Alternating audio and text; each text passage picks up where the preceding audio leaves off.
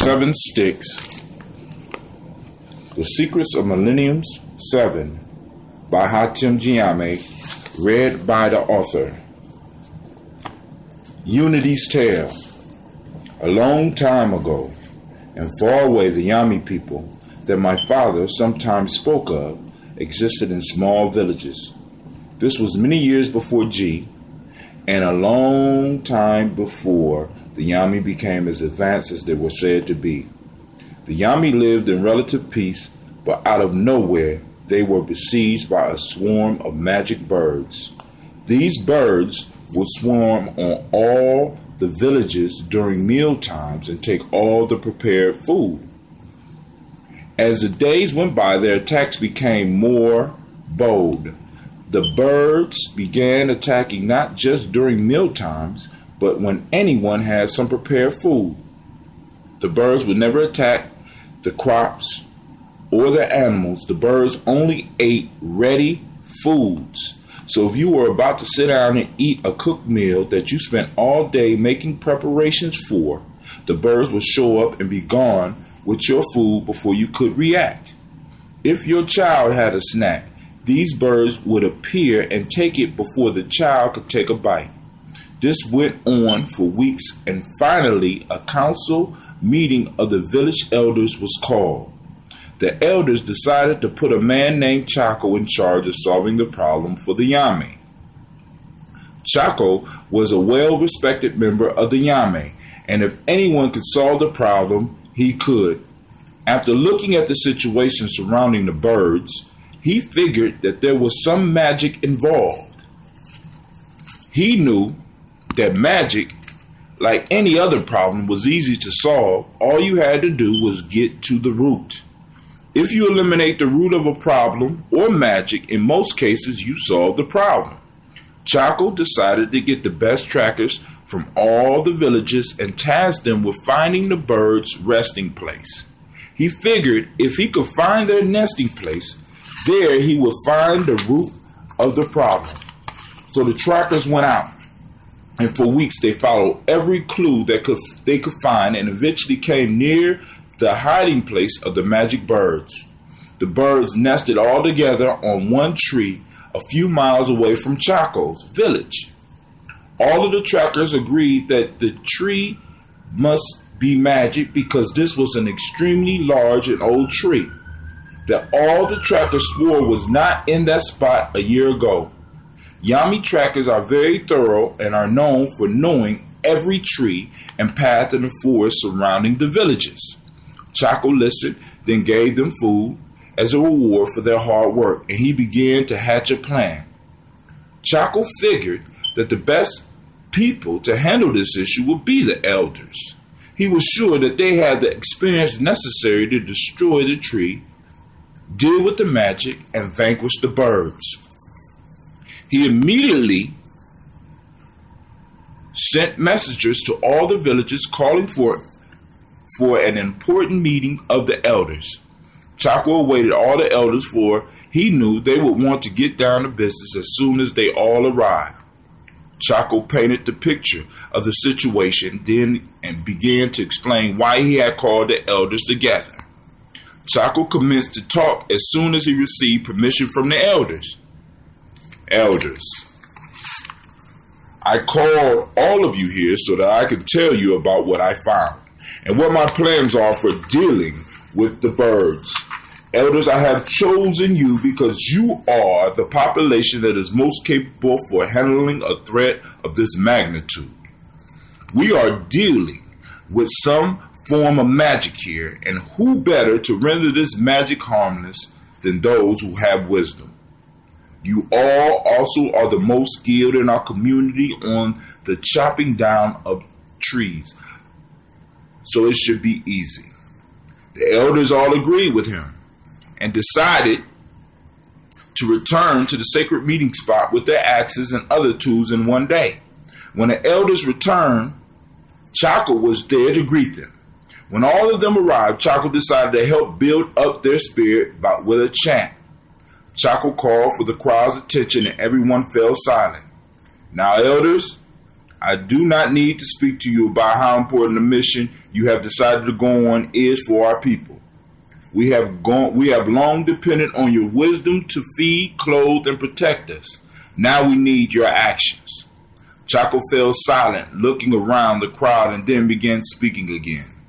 These birds have caused us much pain, and they must fall. These birds must fall. Then Chaco did something that no one, not even himself, expected. Balling his fists tight, he began throwing his fists in the air and chanted, "Down with the birds! Down with the birds! Down with the birds! Down with the birds!" At first, the elders were shocked and appeared not to know what to do. But slowly they all began joining in on the chant, and soon they could be heard for miles. The elders began walking toward the tree. When they reached the tree, they were still chanting. The elders, who were warriors, set up a perimeter around the tree. Those with the spears and shields took the front. Those with the swords were next in line and to the rear, so that they could have a clear shot was the elders with the bows and the arrows. The front line moved in slowly, closing the perimeter, awaiting an attack from the birds in the tree. But the birds didn't move, they just sat in the tree as the sun reflected off their beautiful feathers. It looked like a living rainbow. When the elders' shields got close enough, the elders, who were the most skilled woodsmen, jumped out of the crowd and began to chop the tree with their axes. The birds did not attack. They all just looked at what was happening, looked up in the sky, and began to sing. At first, the elders kept chopping, but when the song got louder, they dropped the axes first, then the shields, spears, swords, bows, and finally the arrows. The elders appeared to fall into a trance as they listened to the birds' song. Surprisingly, some of the elders began to cry listening to the song, and it only got more beautiful the longer they listened. Elders were weeping not because of sadness or pain, but because the bird song helped them relive the past, at least in their minds. They remembered love gained and love lost. They relived adventures, and most importantly, they remembered their youth.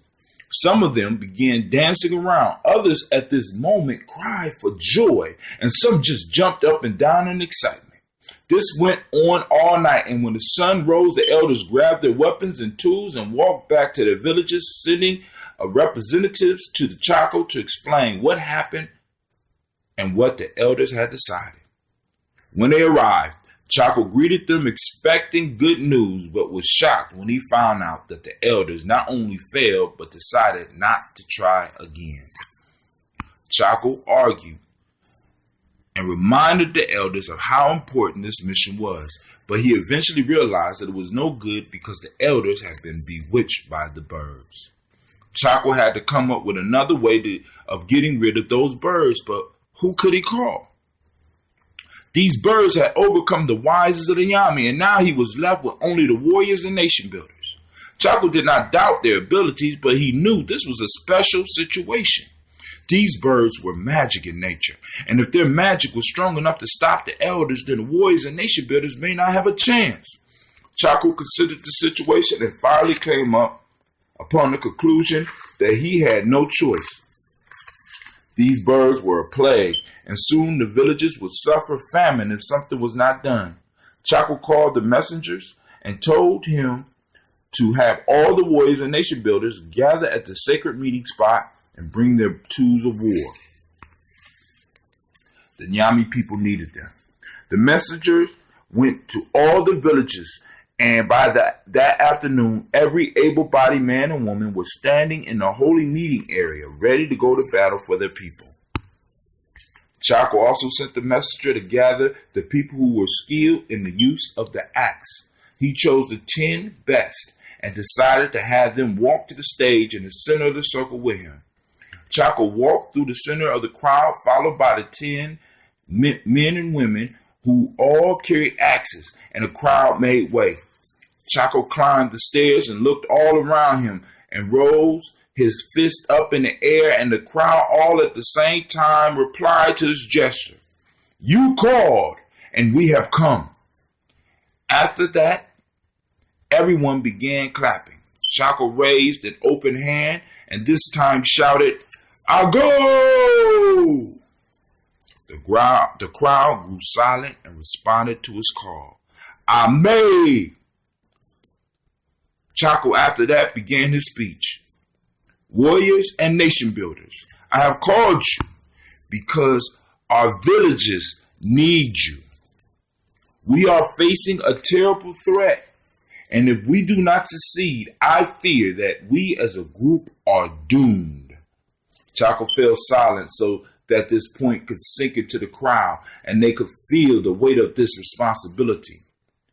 "I know that all of you have felt the sting of these birds who dare to encroach on our sacred lands. They have come in a swarm, moving faster than even our best warriors. This magic horde has covered our lands and has denied all of us the taste of prepared food. To keep from starving, many of us have reverted to eating raw food, unprepared food, uncooked food like we are scavengers in our own home." A rumble of understanding and agreement flowed over and through the crowd. "Now, my brothers and sisters, I must admit that you were not my initial choice in dealing with this problem. I first approached the elders who went out to deal with the birds. The magic birds and the tree that they live on was so powerful that it overtook our elders. I chose the elders because I felt that their cloak of wisdom would protect them, but I must admit I was wrong. Our elders returned bewitched by these birds and refused to cut down the tree." Stopping, Chaco looked at the crowd.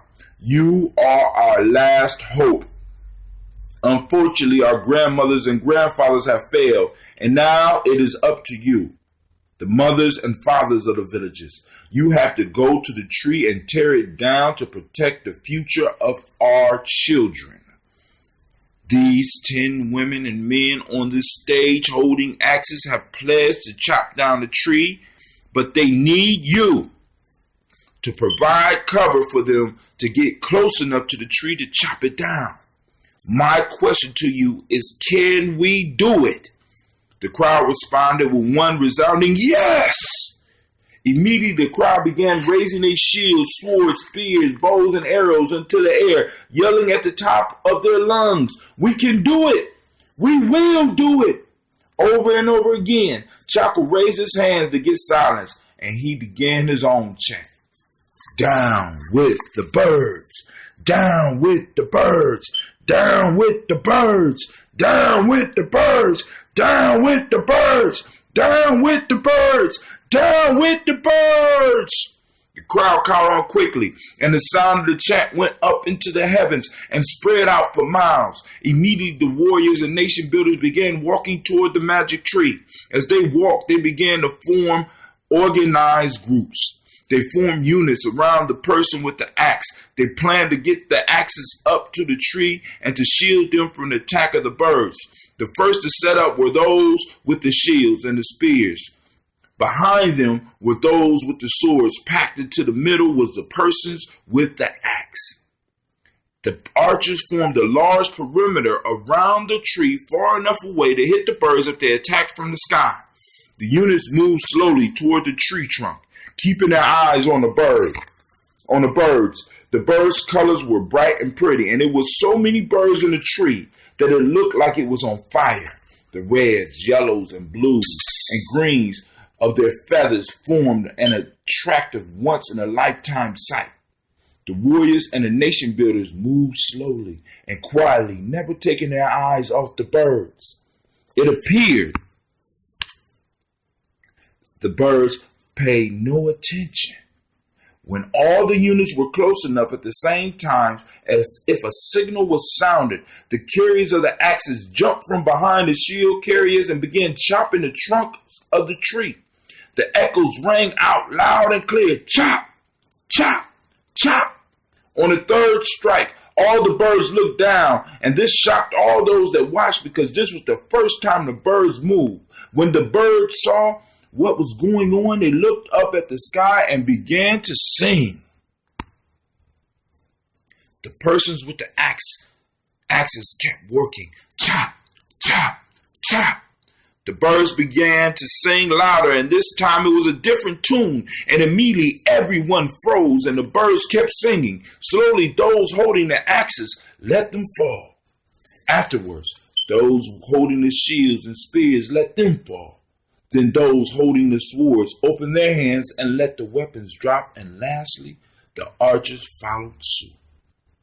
Afterwards, one at a time at first, and subsequently more rapidly, people began to dance to the tune. The song that the birds sung for the warriors and the nation builder was one of the future. The birds sung to them about future love, future adventures, future triumphs, future glories, etc. The mothers and the fathers of the villages listened and danced to the tune of the future and forgot about their mission. They danced and celebrated all night as the birds continued singing. By sunrise, the warriors and nation builders were exhausted, and they decided, like the elders who went before them, that they could not destroy this tree, nor the birds that plagued the villages. They picked up their weapons and tools and walked back home, and they sent a representative to meet with Chaco about the results of their mission. When Chaco met with the representative, he was thrilled because he knew that the plague on the villages was dealt with. After he heard the representative, he could not believe his ears. The message from the warrior was very simple. We will not destroy the birds nor the tree. We believe that anything that can sing a song so beautiful cannot be evil. And this is final. Chaco knew that arguing would do no good, because just like the elders, the warriors and nation builders were bewitched by the magic of the birds and the tree. After the messenger left, Chaco was at a loss for words or solution. The birds and the tree's magic defeated the combined might of the Yame, and there was no one else to call. Chaco began to think all was lost, and then he looked outside and noticed some children playing. And a final strategy began to formulate in his head. Looking at the children, Chaco realized that he could not give up. The future of the children and the villages was at stake, and before his elders fell under the spell of the birds, they trusted him to solve this issue. He recommitted himself to solve this problem if he had to go and cut the tree down himself. But then the thought hit him that it was the children's future at stake, so why not get them to help? He at first dismissed this thought, but soon realized that he had no choice. He knew that the elders, grandparents, and the warriors and nation builders, the parents, would oppose this idea, so he decided to keep it secret. Chaco called the children outside his window to his door and had them spread the word to all the children in the villages with instructions to keep it secret from all but the ears of other children. They were to tell the children to meet at the sacred meeting spot and bring as many tools as they could carry because they had an important mission to accomplish. When Chaco arrived at the meeting area, he was surprised to see all the children that responded to his call. Chaco moved to the center of the crowd and walked up on the platform. He knew that time was of the essence because the parents would notice that the children were gone, and he had to move forward with his plan with as much haste as possible. Chaco stood on stage and brought the meeting to order. "I go!"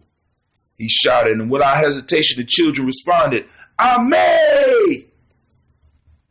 "Children, I have called you to this meeting because the fate of the villages we love are at stake, and you are the only ones that can save it. As you well know, our villages have been attacked by swarms of magic birds who are consuming all of our prepared food." The children began nodding their heads in agreement, and Chaco continued, "Are you tired of your food being taken from your hands?" The children in one great voice yelled, "Yes!" Chaco then asked him the critical question, "Are you willing to do something about it?" Without hesitation, the children responded, "Yes."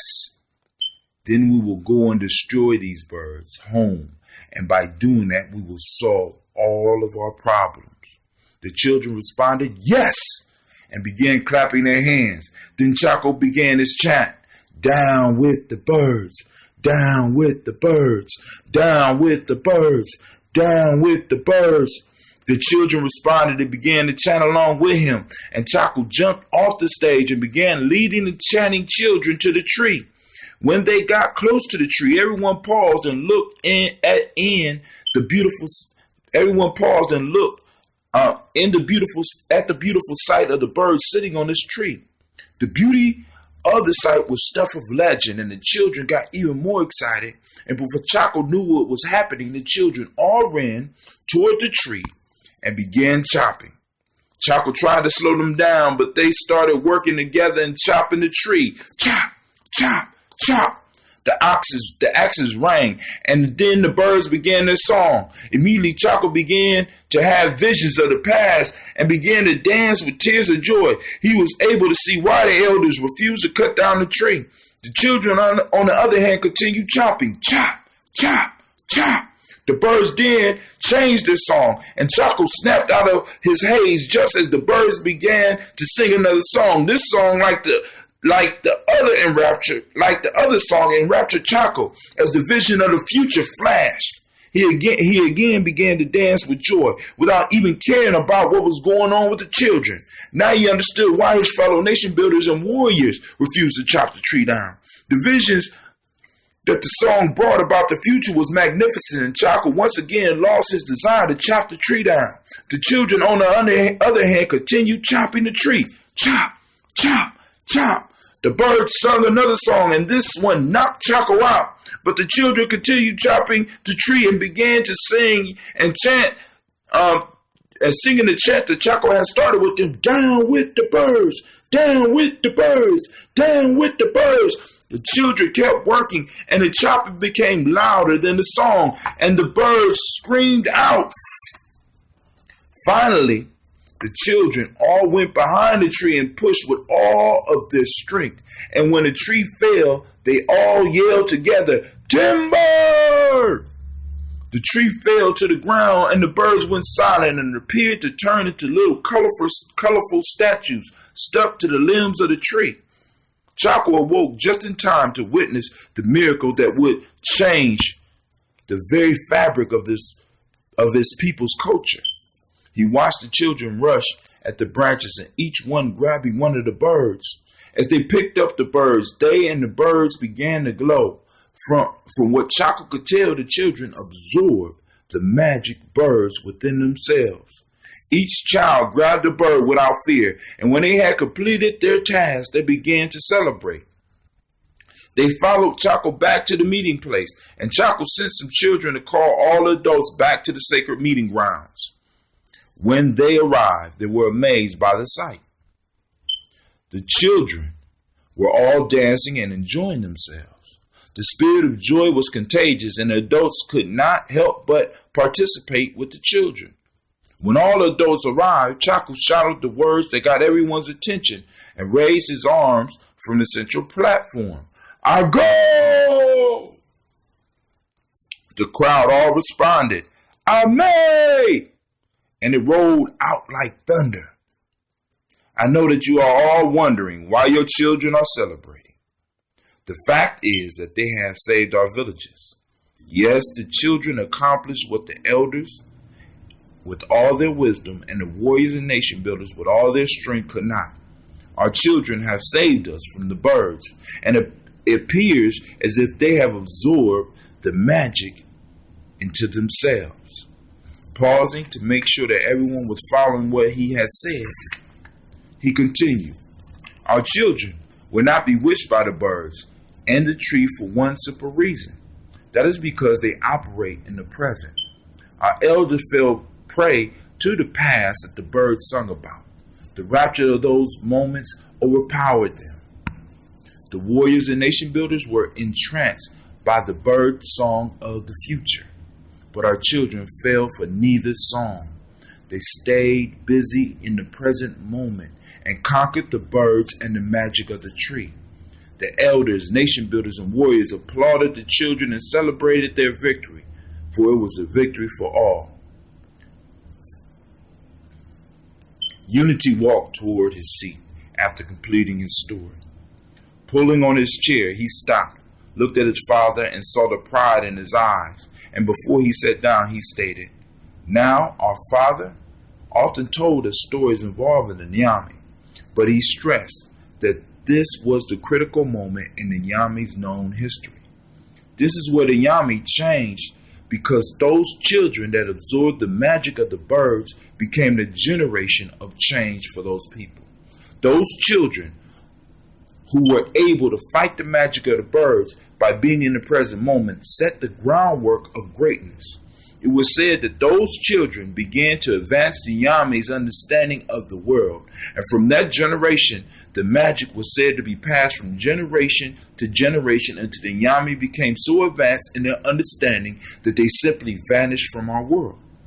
Unity sat down, and his father stood to his feet and began to clap. "My son, I cannot believe that you remember that tale. You told it so beautifully, but can you tell me what it taught you?" Unity took a sip of water from his cup and got back on his feet as his father sat back down. "Father, first of all, I need you to realize that just because young people act as if they are not listening or learning, don't take it as the truth. I have absorbed much from your words and deeds. I use this story whenever I am in a difficult spot in my personal and business life. First off, it reminds me of the importance of people working together.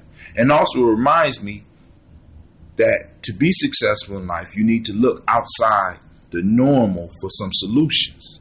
I also learned that the future and the past can sometimes be a roadblock to making progress.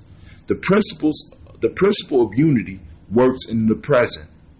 The old man then rose to his feet again and began to speak. "I hope that the rest of you were listening and are able to tell your stories as Unity has." Sitting down and looking once again at his oldest son with pride, he waited for the next tale.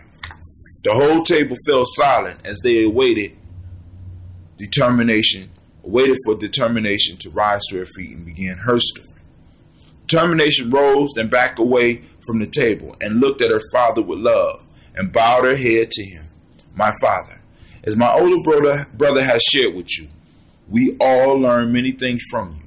But the tale that has stuck with me for all these years and has helped me the most is the story you told about the princess with the crooked back."